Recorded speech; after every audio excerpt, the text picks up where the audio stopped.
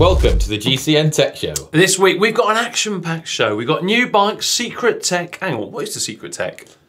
You'll find out. Okay, we've also got the Bikefall, your upgrades, and a whole heap more. Yeah, and our main talking point this week, the biggest bike tech flops of all time. I'm very excited for this one. Yeah, me too.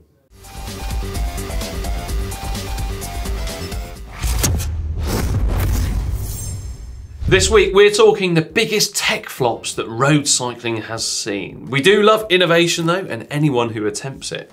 Yeah, and it's important to point out that it's easy to criticise with hindsight, isn't it? And we're not looking to sort of arrogantly assert that we're wiser than the people that came up with these inventions. It's just interesting to retrospectively look at them and why they failed.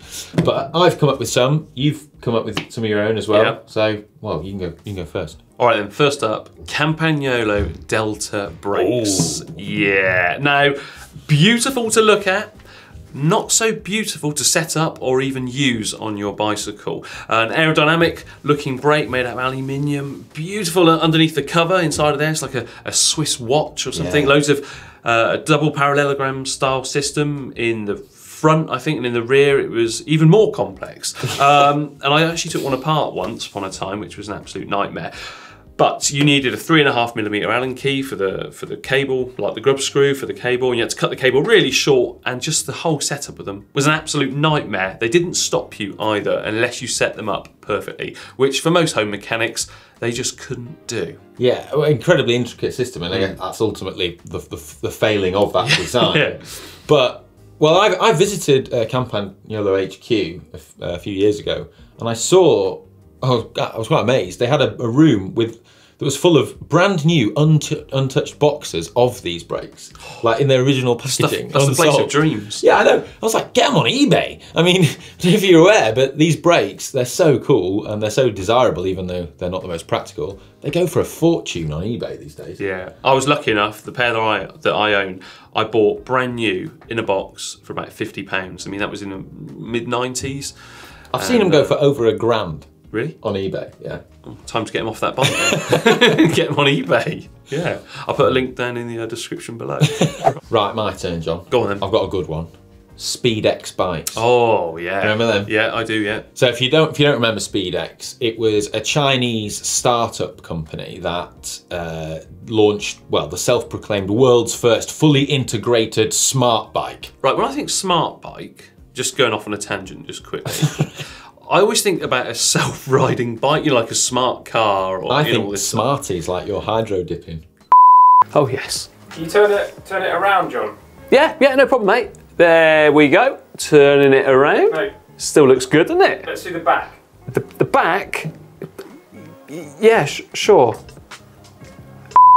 Well, it's none of those things. Yeah. It was called the X Leopard. It was an aero bike. It had lots of promises behind it, and it was launched off the back of several big crowdfunding campaigns. Loads of money, loads of hype, and it just, well, fundamentally couldn't deliver on what it was claiming. So it was going to be super aero, super light, super integrated, had this sort of fully smart integrated sensors and computer built into it. It actually looked all right. I thought that looked quite good. The stem looked quite good with that computer built. It did look cool, but once the first bikes got delivered to the press and people reviewed them, it was found to fall drastically short of the sort of expected quality of what it should have been.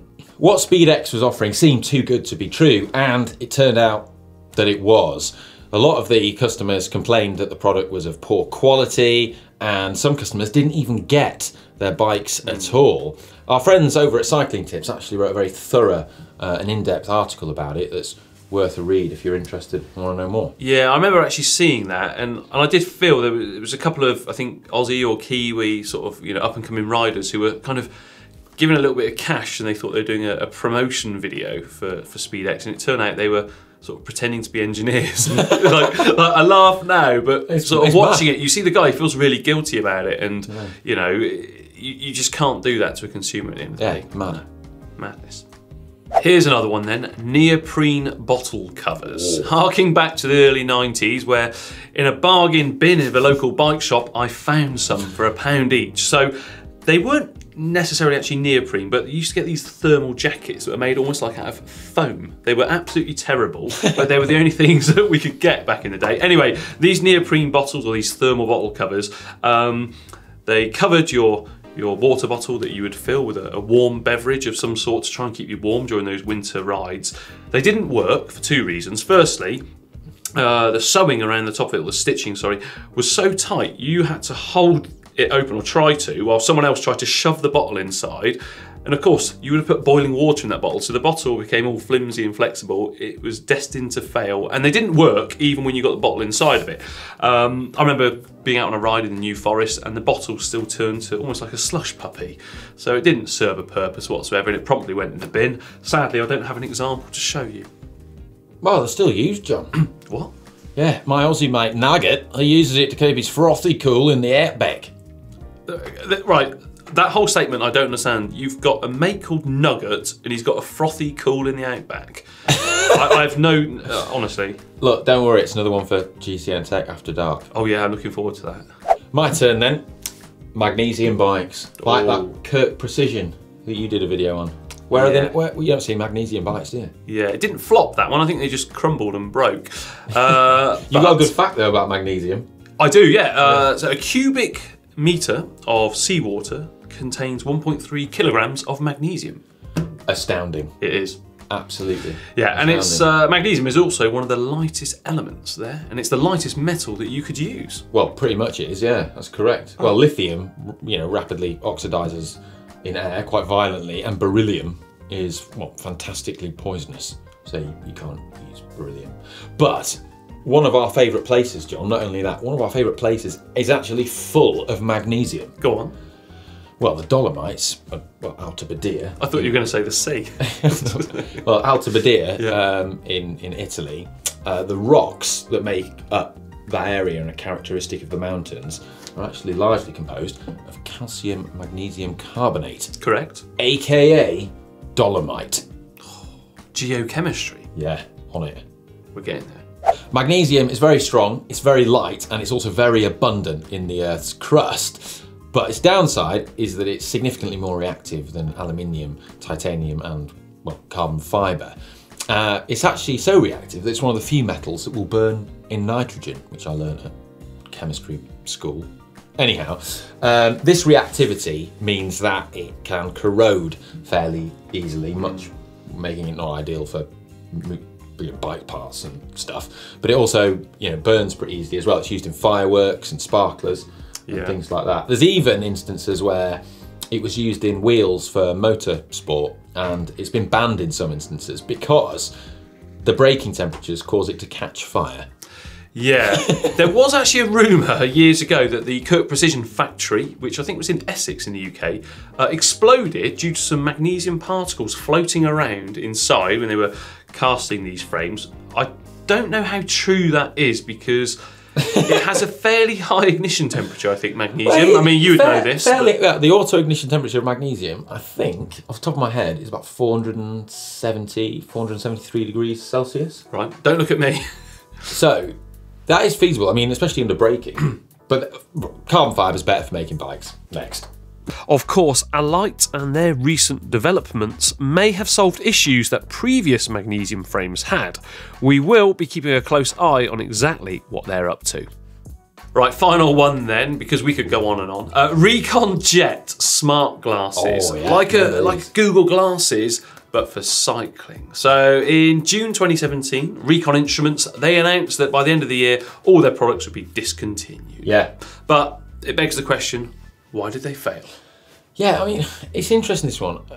The idea is a sound one. Yeah. The fact that you can cycle along and have all your metrics in front of you and you're not having to look down at a head unit and use a heads-up display, it's a good idea. Yeah. But the execution in this instance wasn't quite there. It was poor. Yeah, so it wasn't a true heads-up display that's transparent like a fighter pilot would have. It was a little screen that was on the side of your face there, and people complained that it obscured their peripheral vision.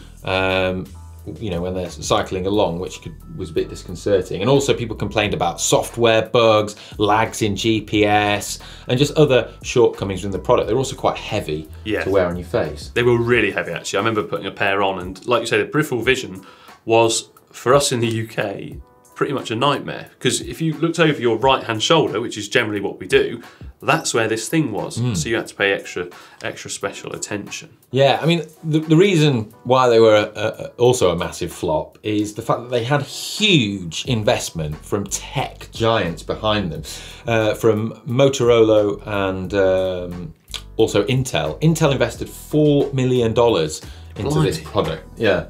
And got on nothing for it. I mean, imagine what you could do with $4 million, John.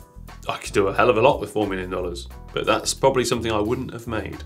But when I did work in another part of the industry, we actually toyed around with the idea of having a heads-up display inside of a time trial visor. And that I would buy that. Yeah, that could be awesome. It was actually basically a stripped-down version of a tiny little mini projector. Yeah. And everything was taken away from it, all of the packaging, you know, all the plastic casing, the fan, everything, you didn't need it. It was put inside of a helmet, but again, it weighed a fair amount. But if you could encase it in a time trial helmet, that would be really cool. And also it solves the problem of not having to look down at your computer. It keeps you safer, but also you can keep your head crucially in an aero position, can't you? By just looking forward and you've got your speed and your power there. Yeah. If someone can do it and make it work. Yeah, well, we were pretty close. You know, it's quite cool. It's like fibre optic cable thing that had all the display there and stuff, and it was just, you know, programmed to show you what you wanted to see. Yeah. But anyhow, this has been just a mere selection of some of the biggest flops in cycling tech. So you know what to do. Let us know in the comments section down below any that you've can think of and that you particularly like. Yeah, I reckon next week we'll read a few out. Yeah. Because this lot will have way more. Yeah. Get involved. Last week on the Tech Show, we spoke about the technological arms war or arms race, which is happening ahead of Tokyo 2020. And well, some new bits of information or products have come out from the folks at Bastion Advanced Engineering and Design, because they've been working together with Cycling Australia to produce some custom 3D printed titanium parts for bikes. Yeah. It's exciting times, this. Yeah. Well, I also heard that the Australians have been doing research with university academics about the optimum cadence for aerodynamics. Really? Yeah, the arms race is hotting up. Okay, right, there's a couple of things here. Firstly, physiological capability, and also your physiological John, makeup. Don't shoot the messenger. Don't shoot the messenger. All right, okay. Right then, so a couple of things which they're using are actually these 3 different products. Firstly, there is different stems, so they can 3D print titanium stem to your exact specifications. I think up to 160 mil in length, which is a pretty big whopper there. As well as 17 degree minus, plus, whatever. You can just be direct mount onto those Argon 18 frames. Some new handlebars. These are cool, aren't they? Those Madison handlebars with the kind of, basically you can ride like you're on the hoods, but in a more relaxed position. If you try and do that on a normal round bar on the track, you end up being a little bit tense. So it's nice that. And finally, some cranks from 160 up to 180 mil length. So again, made out of titanium. Interesting. Maybe they could use that for their interesting cadence studies. Campagnolo has a new gravel bike just out as well. Is it had one before or not? No, it's Campagnolo's first gravel bike. Okay. It's designed to sit alongside the Campagnolo Prestige, which is their well-established cyclocross bike. The geometry has been changed so that it's more endurance and gravel friendly. So you got like longer stays, lower bottom bracket, you know, more stable geometry, that kind of thing. Sounds pretty familiar, that, doesn't it? Looks good though, doesn't it? It does actually. I'm impressed with that. It does look like a nice looking bike. But there's only one build available at the moment. Yeah. Which has got Shimano GRX on it. Oh, pretty cool. Yeah, and that's available for £4,300 or about $5.5 US. Yeah, I've got to say, that is a little bit steep, isn't it, really? That's a lot. For, you know, the first one. Also, news from our friends at Physique. They've launched the, the Tempo Powerstrap R5 in a reflective version now. Now, that's a cool shoe anyway, but with that reflective one, well, it's ideal for this time of year. Well, yeah, riding in low light, they're amazing. Yeah. How much they bright up. I was really impressed with the ones they did. Giro d'Italia special one this year with the pink sort of detailing on it. Yeah, nice little touch there. Nice. And finally, actually, some news now from Canyon, because they have an announcement to make. And I'm going to bring in the laptop so we get it absolutely spot on. Don't want to make any mistakes or anything. Ollie, over to you, mate, on the official wording. Yes, Canyon are now claiming that their bikes are safe to use on turbo trainers. Yep. In the past, they wouldn't say if they were or were not, but the approved bikes are all Aero, Ultimate, Endurance, Grail, In-Flight, Speed Max and Exceed models from model year 2019 and newer. There are only two conditions. The trainer must clamp to the bike's rear axle and the required accessories supplied by the trainer's manufacturer, such as special axles, must be used. There you go. There we are. Right, well, more tech next week. Cha-ching! It's now time for Screw Riding Upgrades by Upgrades, where you submit evidence of the upgrades that you've made to your cycling lives. Yeah, and we need like befores and afters, because there's a lot of people at the moment just sending in pictures going, well, I've changed all of this. How do we know? Yes. I mean, we're very trusting. We need evidence. Yeah. We need good evidence. We need strong evidence that's going to stand up in court. I don't know about in court, but I like where you're going with that. But anyway, if someone wins, Ollie, what do they win? They win the ultimate prize. What's that? A GCN cap. You love them. Yeah, I do. See you rocking around the streets in them. Yeah, and all sorts. All the time. Yeah, all the time. But how do they get to submit their befores and afters? Well, John, they don't use the uploader. Do not use the uploader. The uploader is dead. We use the GCN app, which is available to download in the App Store. Although I'm told that it's not available in Switzerland yet. I think on Android in Germany as well, it's not. But don't worry, we are working on things. Yeah, it's coming. Hold your horses. It's great to see that so many people are keen and absolutely chomping at the bit. Yeah. But first up then, we need to announce last week's winner. It was between Ben and, well, it was between Ben and Greg, but we dismissed Greg. And we said it was between Ben and Greg's daughter. Yes. Because that's who owns the bike. So unlucky, Greg. And your daughter too, because the winner was Ben. Oh. Yeah, so get in touch with us on Facebook to arrange delivery of that little cap. On to this week's contenders then, because, actually, Ollie, do you want to say it? Contenders ready in the voice of John Anderson from Gladiators? Contenders ready. Okay, right, first up is Hugh from Cardiff. On my first whistle. All right. Blimey, it's like having Bash the Bash in here as well in a minute. That's a really lost joke on probably 99% of the audience out there.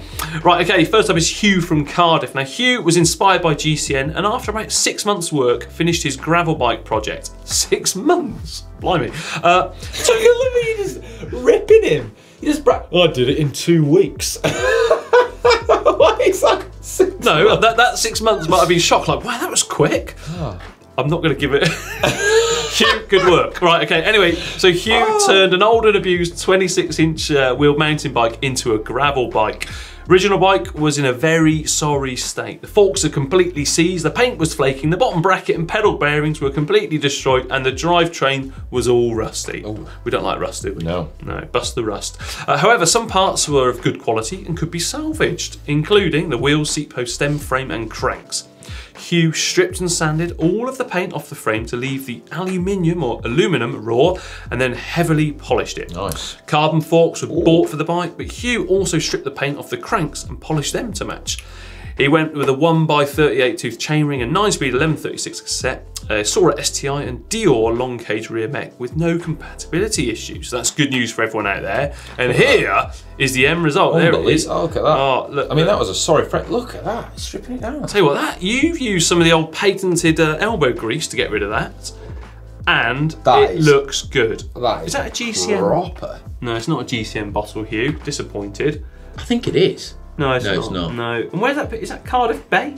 No, it's more like towards, like past Swansea. That I think it could be Milford Haven. Wanted a crit there in the rain. Absolutely chucked it down. Got his sort of bike packing set up on there as well. He said he left all this on to show it in its like genuine state. Yeah, no, it's not the bike vault. That's good. Yeah, I like that. That's good. That very, very good submission, that Hugh, and well done, mate. All right, great submission, that, isn't it? Right, so who is Hugh up against this week? Well, Hugh is up against Hans from Fullingen in Süddeutschland. I don't know why we put ourselves through, or everyone through this, but yeah, Hannes from Fullingen in South Germany. I think it's Hans. Okay, Hans. Okay. Anyway, he he loves cycling and woodworking. And thought, why shouldn't he combine both those hobbies? Cycling and a road bike made from ash. The wood. Wood. Yeah. It wasn't expensive. The wood and the epoxy cost £100, but 180 hours of work. That is some serious time, isn't it? Yeah. So to this bike, he hollowed the wood, saved a bit of weight. Save an awful lot of weight. Yeah, but 2.9 kilo in a size 54 frame. It's pretty heavy, that, isn't it? Heavyweight. Yeah, and he put SRAM Apex 1 by on it. Physique Antares saddle. Nice bits, those. Yeah. The fork from Hans' father's, or Vater, Vater's friend, Freund. Vater's friend? Mein Vater's Freund. Okay. And cost his dad just some beers after their training ride. Incredible. Swapping beers for bike parts. Yeah. Lloydie would be good at that. Now the bike weighs exactly 10 kilograms, and apparently it's a very smooth ride. And he's going to cut the fork steer when he has time. He hasn't got time yet. But blimey, look at that! Look at the woodworking. It's a bit better than your GCSE woodwork project. Yes, well, no, it is. What did you do? What did you make? I can't. I made a. I'll tell you another time. It's for after dark. That. Okay. I made a spare wheel carrier for my roof. Anyway, this is about Hannes's bike or Hans's bike. It's a beauty, that isn't it? Look at that. I mean, the finished item is an absolute beauty. It is. It reminds me of a giant TCR. Yeah, look at the integrated seat post. Yeah. Hans, like, I don't know. Imagine that'd be a cool pro bike to do, wouldn't it? Yeah, it would. Yeah. Of course, you'll have to win, otherwise he probably won't let us. Well, who's it's not down to us, is it? No. Hugh vote or in Hans. You can vote in the uploader as well, can't you? Yeah, you can vote in the uploader. Well, in the app. Yeah, up there. Yeah, up there. Not the uploader. And Uploader's dead. Yeah, what are you talking about? Oh, sorry. Right, next week we will announce the winner. Hugh or Hans? Or Hannes? Hans.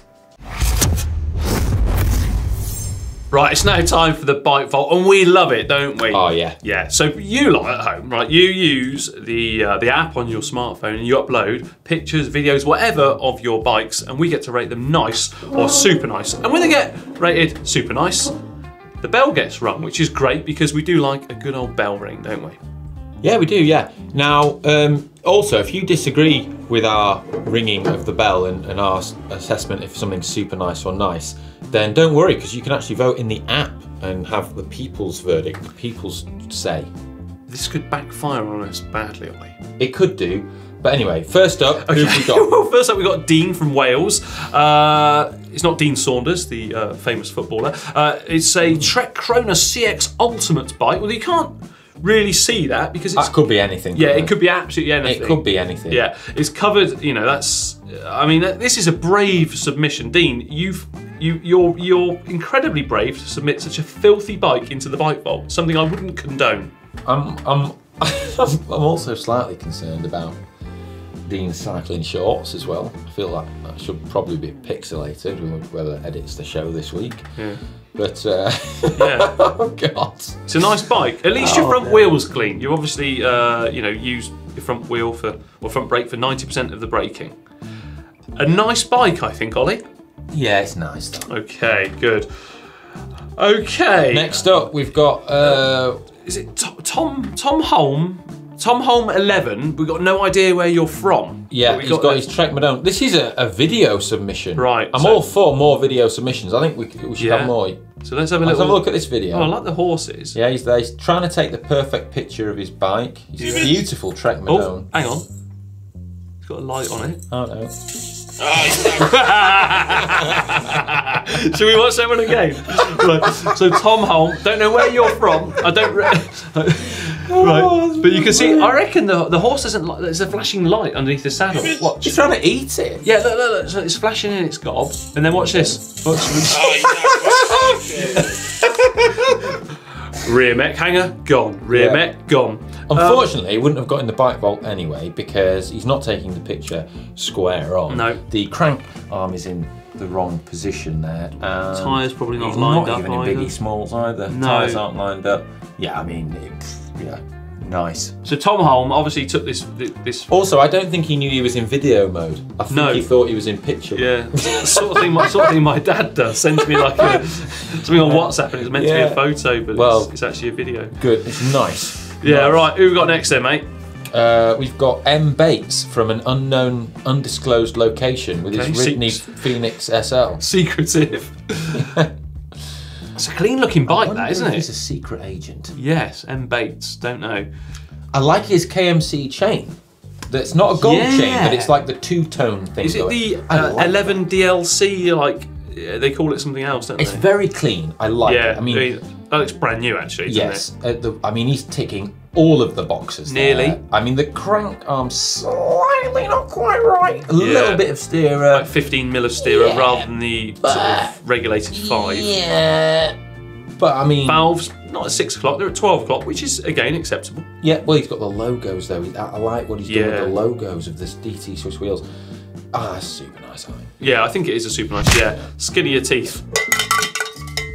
Right, N+1. These usernames are getting weirder and weirder, aren't they? Yeah, is that your real name? Yeah, I don't know where you're from, again.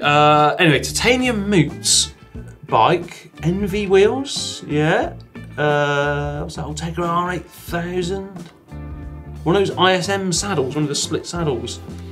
Beast in the background, interesting. In Germany, I presume, judging by the signs. Yes, yes. What are we thinking, Ollie? That's nice, isn't it? Crank's not lined up. Saddle far too back. The wheels are filthy. Not enough effort gone into that. Nice bike. Not enough effort. We can't let any old riff-raff in. No. And the final one this week comes in from Eric R in Rotterdam. It's an interesting looking Unbelievable. bike. What? Well, that appears to be the Erasmusberg, John. Oh yeah. You're quite into your bridges. A combined, Bridge wood. A combined cable-stayed and bascule bridge in the centre of Rotterdam, connecting the north and south parts of the city, completed in 1996. Nice. 802 metre long bridge, second largest in the Netherlands. It was named actually after Erasmus of Rotterdam, a prominent Renaissance Christian and humanist, no less. How do you know these things? I know a lot of things, John, my friend. Now, I do. It was designed by Ben van Berkel, yes, completed in 1996. Significant cost, I believe it was in the region of about 150 million euros. Yes, significant sum. The cable-stayed bridge section actually has a single 139 metre high asymmetrical bale blue pylon with a prominent horizontal base, earning the bridge's nickname. Go on. The Swan. Oh, what a lovely nickname. Also, many of you will no doubt recognise the bridge as being the backdrop in pivotal scenes in the Jackie Chan film Who Am I? It was also used in the 2010 and 15 Tours de France. Well, there's only one thing for it, Ollie. The Swan is a super nice bridge. More Bikefall next week. Right, before we head off then, let's go through some of the comments underneath last week's tech show because, well, there's some crackers as ever. Firstly, Ian Snyder, who says Ollie should ride around with that 3D printed face on the back of his head. Why? Yeah, I don't understand why. No, I don't know why. Okay. Yeah. Should he also like dress backwards? Yeah. CF O'Sullivan says I want the bust of Oliver Bridgewood, and I'm willing to pay anywhere up and including £11 and 70 pence. PM me for exchange and I'll get the money order lined up. Oh, we should do that. Yeah, cool. Yeah, Colin. Right, Simon says package from Belgium. Of course, because the Bell arrived back from Belgium after Ollie left it there when he was doing the Bikefall special. See what you did there. Who's next then? A free GCN water bottle for the person who 3D prints a toilet for Ollie's figurines to sit on from JF Davenport. Yeah, quite like that. Yeah, and finally, Ollie T. They have 3D printed me in a compromising position. Yeah, someone else said it was you running. The weirdest running pose ever. Finally, Ollie T. Is the postman Tom Last? Well, that would be telling, wouldn't it? That's another one for GCN Tech After Dark. Yeah, we can't reveal who the postman was. Thanks for all your comments. We really enjoy reading them and going through them. And if you'd like to support the channel and what we do, then, well, it's easy. Subscribe, click the bell icon if you haven't already. It really does help. And also, ahead of Black Friday, we've got some cool stuff happening in the shop tomorrow. We know tomorrow isn't Black Friday. We know that. But there's some cool stuff going to be appearing in the shop. So if you want to grab yourself a bargain, head over tomorrow. I'll have to head on over there. You've got me all intrigued now. Right, so if you want to watch 2 more great videos, click on Ollie, and we'll click on me, I suppose. Yeah. And until next week, cheerio.